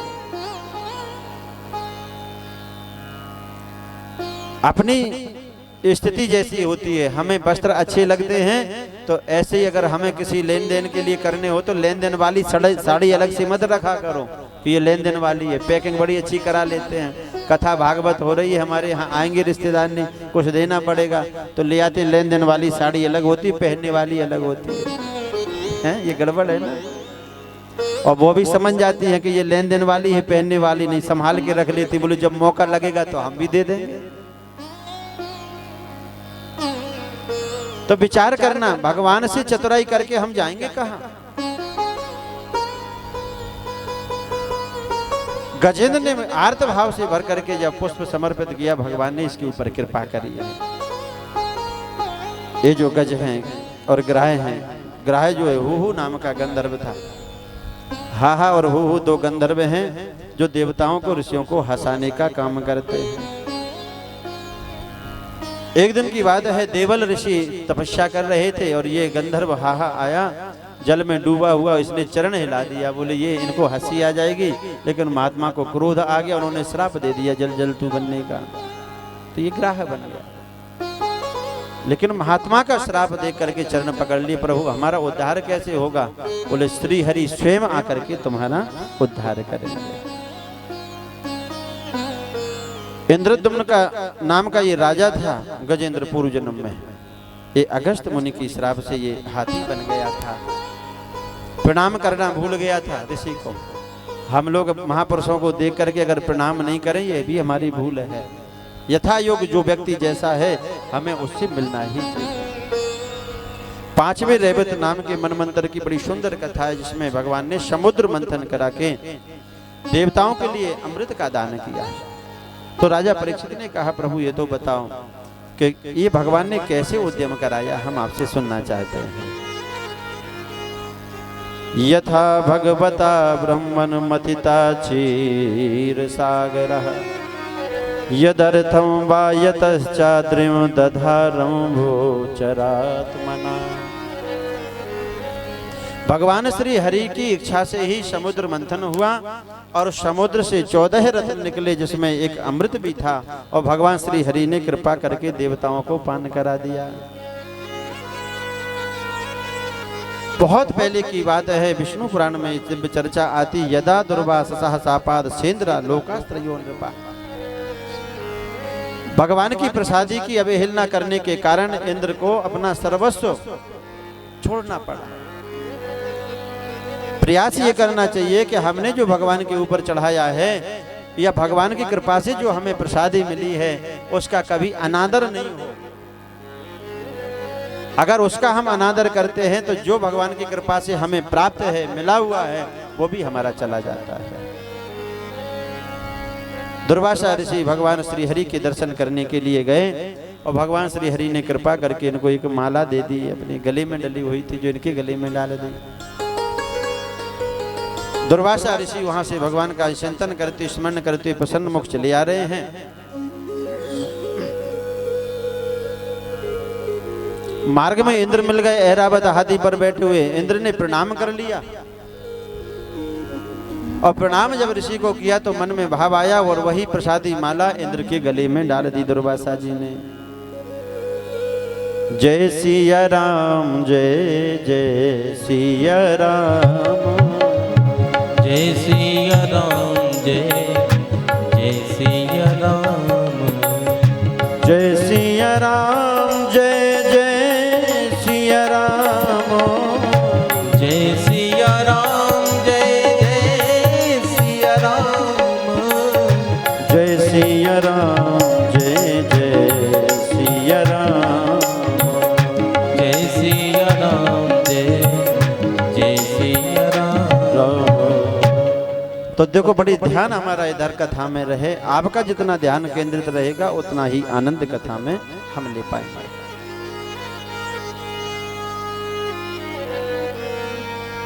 भगवान के मंदिर में जब हम पूजा सेवा करें या गुरुजन हमको जो भी आशीर्वाद में प्रसादी आदि दें तो उस प्रसादी को श्रद्धा सहित स्वीकार करना चाहिए।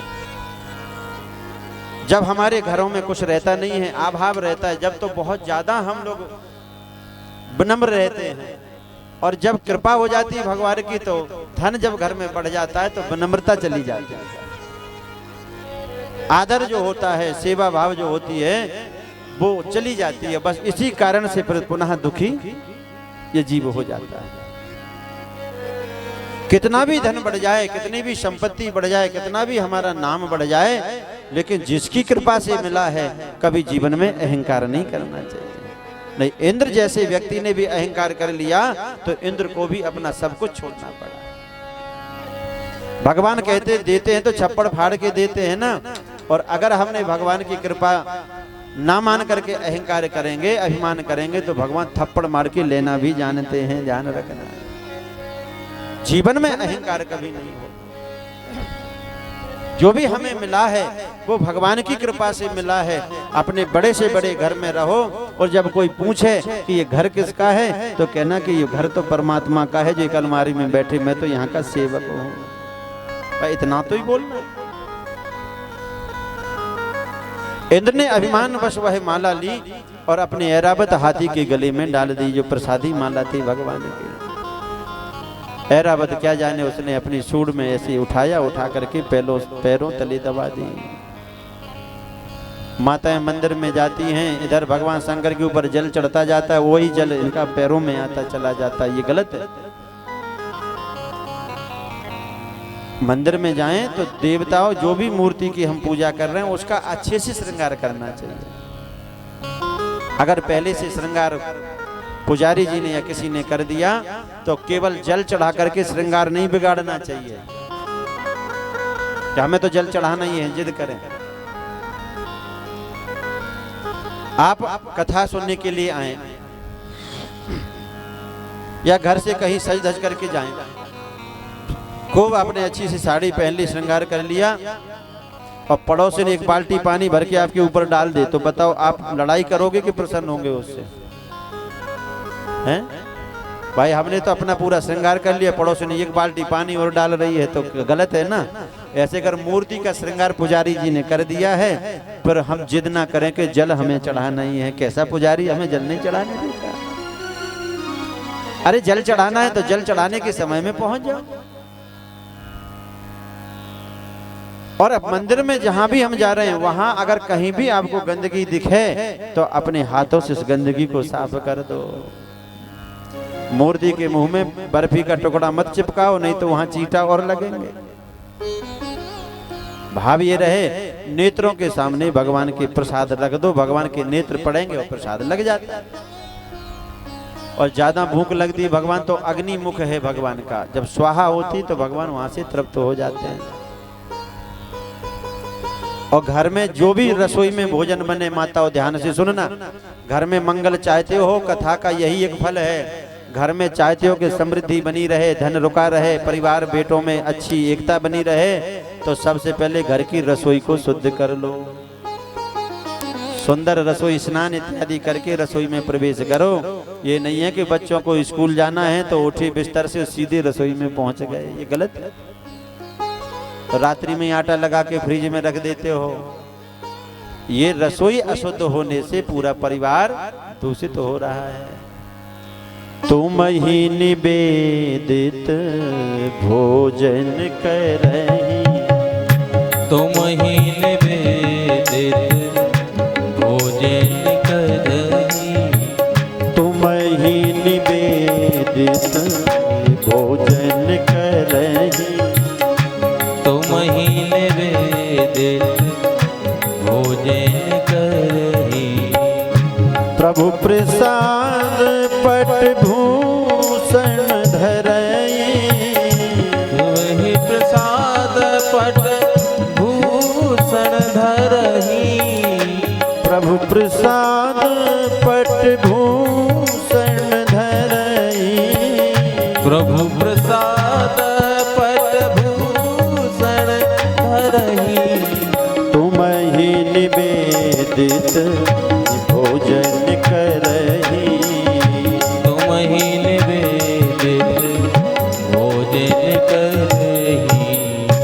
तो रसोई अगर हमारी शुद्ध होगी, अब कई जगह रसोई में तो ये देखा हमने कि माता चप्पल पहन करके रसोई में भोजन बनाती हैं सर्दियों के समय में। एक जगह हम ठहरे, हमने देखा माता जी ये क्या कर रहे हो? नहीं नहीं महाराज ये तो केवल रसोई वाली हैं। हमने कहा लो चप्पल भी फलाहारी होती हैं क्या? है चप्पल तो चप्पल ही है। जिसको देख करके भावनाएं दूषित हो जाएं, ऐसा काम क्यों करें? वो मंदिर की तरह है, वहीं से सारे रसों का संचार होना है। ध्यान से सुनना। घर में कथा का यही एक फल है। घर में सुख समृद्धि चाहते हो तो पहले अपने आचरणों को शुद्ध कर लो, अपनी रसोई को शुद्ध कर लो। बड़ी बूढ़ी माताएं बैठी हैं, ये इतनी जल्दी प्रातःकाल उठ करके जब तक गाय के गोबर से चौका नहीं लग जाता था, बिना स्नान के कभी रसोई में प्रवेश नहीं किया इन्होंने। अब आजकल की कुछ पढ़ लिख गई हैं ना ज्यादा, वो ये सोचते कि नहीं ये तो सब पाखंड है, मन साफ होना चाहिए। मन साफ तो फिर पूरा घर साफ ही हो जाता है। छोटी छोटी बातें हमारे बड़े काम की हैं। माता भोजन बनाते समय इसकी जैसी भावना होगी वैसे ही परिवार का स्वभाव हो जाता है।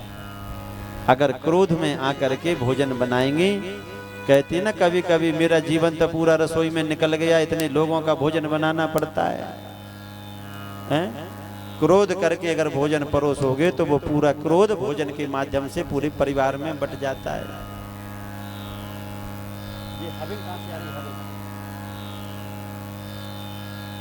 तो हमारी रसोई पवित्र होनी चाहिए। अगर हम छोटी सी बातों का ध्यान करेंगे तो भगवान की कृपा रहती है। जो भी भोजन बनाओ वो पहले भगवान को प्रसाद लगाओ। जो भी नया वस्त्र लेकर के आओ तो वही शोरूम में पहन करके मत देख लो कैसा लग रहा है। हाँ, वस्त्र अच्छा हो तो पहले घर के भगवान को समर्पित कर दो। पहले बड़ी बूढ़ी दादी कहती थी बेटा भगवान को नहीं चढ़ाओगे तो ये कपड़ा जल्दी फट जाएगा, डराती थी ना। डराने का अर्थ यही है कि भगवान को पहले चढ़ा दो, हम सब प्रसादी भगवान की स्वीकार करें, तब हमारे घरों में आनंद आता है। देवताओं का राज्य पूरा छीन लिया महाराज बलि ने। देवता दर दर भटकने लगे हैं, ब्रह्मलोक में पहुंचे ब्रह्मा जी के पास। ब्रह्मा जी से अपना दुख बताया। ब्रह्मा जी उन देवताओं को साथ लेकर के भगवान श्री हरि के पास पहुंच गए। बहुत सुंदर स्तुति भगवान नारायण की हैं। भगवान नारायण सामने प्रकट हुए, कारण पूछा क्यों दुखी हो, क्या बात है? बोले इसलिए कि हमारा घर वार ही छीन लिया। किस कारण से छिन गया इनका राज्य? छोटी सी गलती करी थी कि भगवान की प्रसादी का अपमान कर दिया। अरे जिसने दिया है अगर हम उसी का अपमान करेंगे तो फिर हम कहां तक समृद्धिशाली रहेंगे? पर देवताओं की यही एक विशेषता है, देवता अगर गलती करते हैं तो उस गलती को स्वीकार भी कर लेते हैं। घर घर में कलह होने का कारण एक यह भी है कि गलती होने के बाद में भी हम उस गलती को स्वीकारते नहीं है, इसलिए और ज्यादा लड़ाई बढ़ती चली जाती है।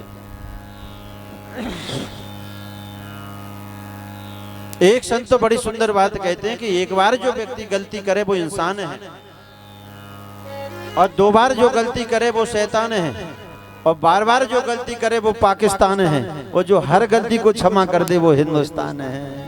क्यों? हमको ही तो सिखाया जाता है कि भैया सहन करो सहन करो सहन करो।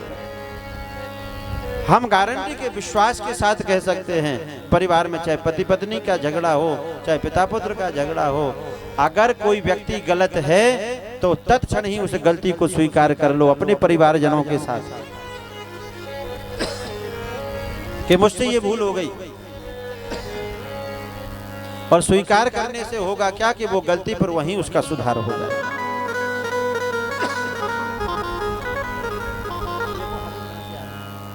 और हम स्वीकार नहीं करते हैं, इसलिए वो बाहर वालों को मौका मिल जाता है। और जिस घर की पंचायत निपटाने के लिए बाहर के लोग आएंगे वो घर कभी एक नहीं रह सकता। ध्यान रखना, घर के ही लोग बैठ करके आपस में और सामंजस्य बिठाएं, क्योंकि घर बाहर वाले क्यों चाहेंगे कि आप में एकता हो। ये देवताओं का स्वभाव है। देवताओं से भी तो भूल होती है, उनसे भी तो गलती होती है, लेकिन वो उस गलती को स्वीकार कर लेते हैं। भगवान ने बड़ी सुंदर एक बात देवताओं से कही, अर्योपि संधेया सति कार्यार्थ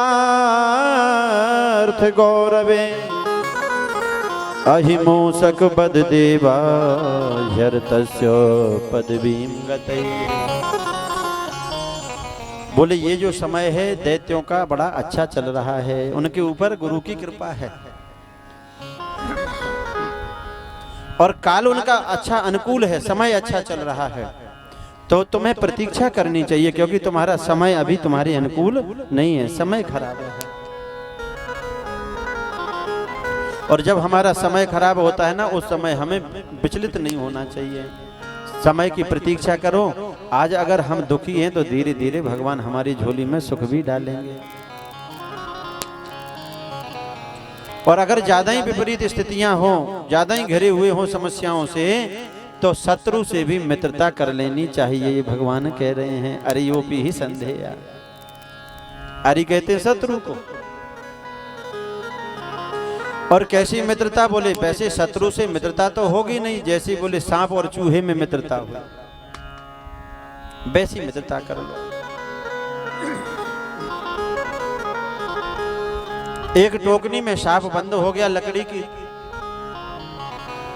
और उधर से चूहा घूमता हुआ आया, वो भी बंद हो गया। अब सांप को चूहा ने देखा तो वो तो डर गया, लेकिन सांप ने सोचा कि अगर हम इस टोकनी से बाहर निकलना है तो चूहे की सहायता लेनी पड़ेगी। तो सांप ने उस चूहे से कहा कि भैया तुम डरो मत। चूहा बोला क्यों डरे नहीं, क्योंकि आप तो हमारा भोजन करते हो। बोले आजकल तो हम फलाहारी हो गए हैं, एकादशी है ना, आज हम भोजन नहीं करते हैं आप लोगों का, हमने छोड़ दिया, क्यों मारे? चूहे ने सोचा कि ये कैसे परिवर्तन हो गया, तो ऐसी मीठी मीठी बातें बनाई।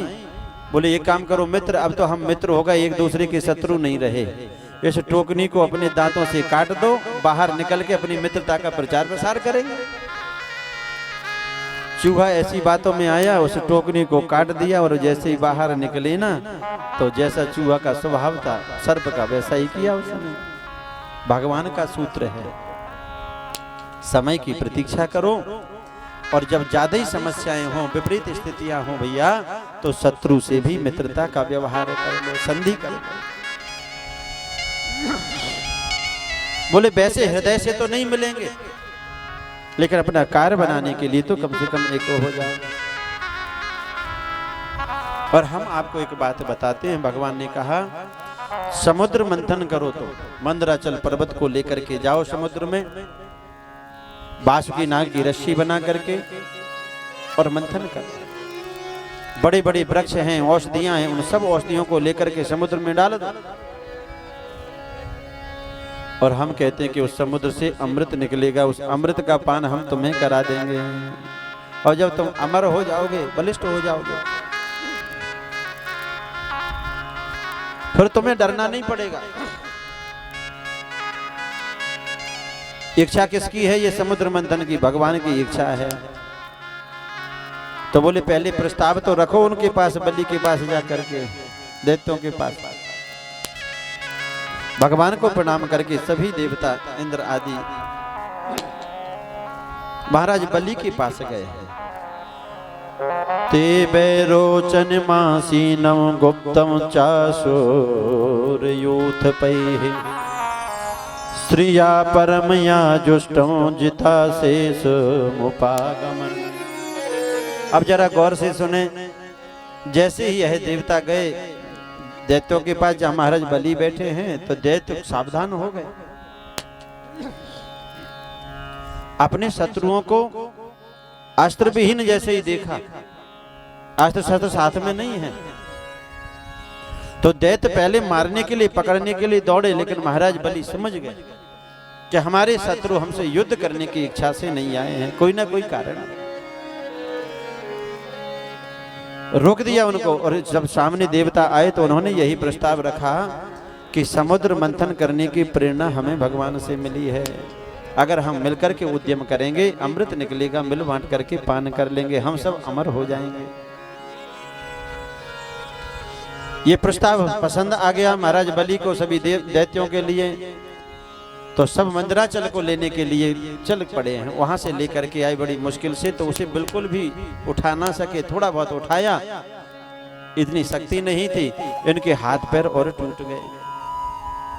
हमारे बस की नहीं है। भगवान से देवताओं ने कहा प्रभु आप ही करें व्यवस्था, हम नहीं कर सकते हैं। तो खेल ही खेल में भगवान अपने गरुड़ के ऊपर आरूढ़ हुए और मंदराचल को बाएं हाथ से उखाड़ करके और भगवान गरुड़ की पीठ पर आरूढ़ किया और एक क्षण में ही मंदराचल को समुद्र में स्थापित भगवान ने कर दिया। बोले भक्त वत्सल भगवान की जय। तो ये समुद्र मंथन दैत्यों ने और देवताओं ने नहीं, ये खुद भगवान ने किया, खुद भगवान की इच्छा से हो रहा है। गिरिम चारोप्य गरुणे हस्ते नैकेन लीलया आरुह्य प्रियया बब्धिम सुरासुर गणैर्वृतः। तो खेली खेल में श्री सुखदेव भगवान कह रहे हैं गिरिम चारोप्य गरुणे हस्ते नैकेन लीलया, इतना विशाल यह मंदराचल, खेली खेल में बाएं हाथ से भगवान ने इसकी स्थापना कर दी, समुद्र में समस्त औषधियों को डाल दिया। भगवान ने व्यवस्थित कर दिया। अब देखो भगवान की बड़ी सुंदर लीला है। बासुकी ने कहा प्रभु हमें लोग खींचेंगे, बड़ा कष्ट होगा रस्सी बना करके। बोले कुछ भाग तुम्हें भी दे देंगे अमृत का। सबसे पहले जब समुद्र मंथन प्रारंभ हुआ तो भगवान अजित बासुकी के मुख की तरफ लग गए। भगवान तो जानते हैं ना दैत्यों का स्वभाव कैसा, हम हमेशा उल्टा चलेंगे। अजित जैसे ही मुख की तरफ गए तो अजित भगवान को लगा हुआ देखा तो सभी देवता पहुंच गए मुख की तरफ। जैसे ही दैत्यों ने देखा तो मना कर दिया, सुनो ये सर्प का अमंगल भाग हम नहीं पकड़ेंगे, हम नहीं थामेंगे। नाग्रहिणी मोबयं पुक्षा महे रंग मंगलम, ये अमंगल भाग है, कायरता का प्रतीक है, ये पूछ नहीं पकड़ेंगे हम। तो भगवान ने कहा ठीक है आप मुख को पकड़ लो, हम सब मिल करके पूछ पकड़ लेंगे। भगवान की इच्छा तो यही थी। ये विपरीत चलते हैं, दैत्यों ने मुख पकड़ लिया। अब जैसे ही समुद्र मंथन प्रारंभ हुआ, निर्मथ्यमाना दुदधेर भूत विषम, समुद्र मंथन जब प्रारंभ हुआ तो सबसे पहले हलाहल विष निकला, तो चारों तरफ फैलने लगा, हाहाकार मचने लगी है। संकल्प क्या था कि इसमें से अमृत निकलेगा, लेकिन सबसे पहले क्या निकला? जहर निकला है। कितना सुंदर सूत्र है। समुद्र मंथन ही समाज का मंथन है। जब जब हम समाज में कुछ अच्छा करने के लिए जाएंगे तो समाज के लोग सबसे पहले जहर उगलते हैं आलोचनाओं का। कोई ना कोई तो कारण होगा ना। मीरा के लिए क्या क्या नहीं कहा लोगों ने, सूरदास जी के लिए, गोस्वामी तुलसीदास जी के लिए लोग क्या क्या नहीं कहते रहे। क्यों? इन्होंने सोचा था ना कि दुनिया को हमें अच्छा कर दें। तो ऐसे ही है, जब हम समाज को देखें कि इसका कुछ अच्छा कर दें तो सबसे पहले समाज के लोग आलोचनाएं करते हैं, बुराई करते हैं, कोई ना कोई तो स्वार्थ होगा। पहले जहर निकला और जरा दर्शन करें, जहर जब बढ़ने लगा तो भगवान की प्रेरणा से महादेव के पास सब देवता पहुंच गए। देव देव महादेव भूतात्मन भूत भावना त्राहिना शरणा पन्ना त्रैलोक्य दहनाद विषाद। भैया देखो जितना जहर निकला सब कहाँ पहुंच गए? भगवान शिव के पास। बोले बाबा, बोले क्यों चले आए? बोले पता है नहीं आपको, समुद्र मंथन चल रहा है, हमने सोचा पहला रत्न निकला है तो प्रभु आपको समर्पित कर दें। बोले रत्न कौन सा है? बोले जहर है। धन्य है भगवान शिव। भगवान शिव ने कहा कि पहले हम अपनी धर्मपत्नी सती से पूछते हैं जाकर के, और सती से जाकर के पूछा कि ये हमारे लिए जहर देने के लिए आए हैं, क्या करें। तो श्रीमती जी सती तो जानती हैं भगवान शिव की शक्ति है, बोले भोलेनाथ आपका ये जहर भी कुछ बिगाड़ने वाला नहीं है। माँ है ना, माँ तो सभी का कल्याण चाहती हैं, सबकी रक्षा चाहती हैं। तो सती ने कहा बाबा ये जहर से रक्षा कर दो ना इन सब की। इसलिए भगवान शिव कौन है? महादेव है।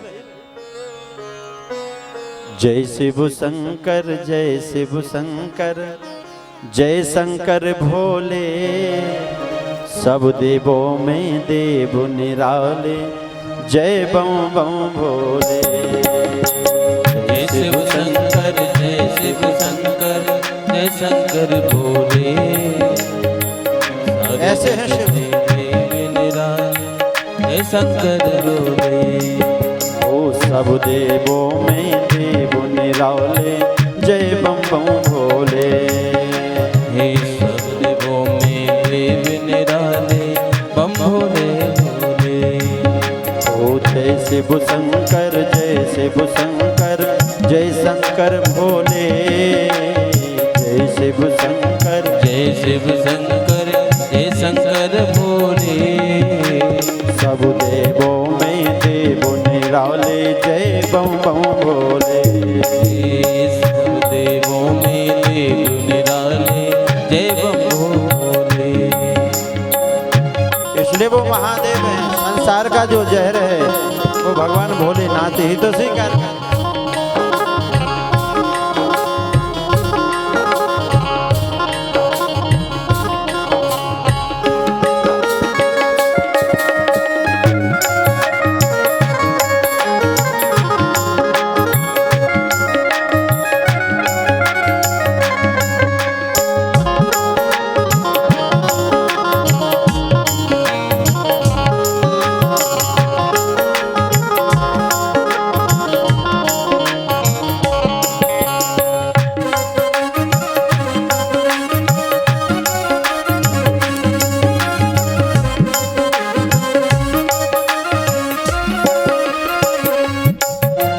महादेव तुम सब देवों में देवों का संताप हरा, सागर मंथन से निकला विष तुमने अपने कंठ धरा। तुमने अपने कंठ धरा भोले, तुमने अपने कंठ धरा। ओ इसीलिए हर प्राणी तुमको नीलकंठ बोले। इसलिए तुमको प्राणी सब नीलकंठ बोले। तुम सब देवों में देव निराले, जय बम बम भोले।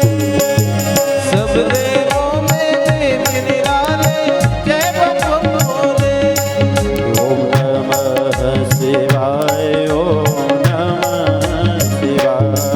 ओम नमः शिवाय, ओम नमः शिवाय। ओम नमः शिवाय, ओम नमः शिवाय। बोले नीलकंठ महादेव की जय। तो भगवान शिव ने सोचा कि इस जहर का क्या करें। तो करतली करके दोनों अंजलि बना करके जो जहर निकला ना उसको बाबा पीने लगे। ध्यान देना, जैसे ही पान करने लगे तो भोले बाबा ने सोचा कि हृदय में तो मेरे प्रभु श्री राघवेंद्र बैठे हैं, मेरे इष्ट बैठे हैं। अगर ये जहर मैं अंदर लेकर के जाता हूं तो मेरे प्रभु को कष्ट होगा। अब क्या करें? अगर बाहर इस जहर को छोड़ते हैं तो दुनिया नष्ट हो रही है। तो बाबा ने बीच का रास्ता निकाला, उस जहर को अपने कंठ में ही रख करके सुखा दिया। बोले नीलकंठ महादेव की। ये जहर क्या है? संसार की बुराइयों का जहर है। इधर से कहीं बुराई सुन के जाओ तो ना तो वो बुराई अपने अंदर ले जानी है क्योंकि आप बुरे हो जाओगे, और ना ही उस बुराई का प्रचार करना है।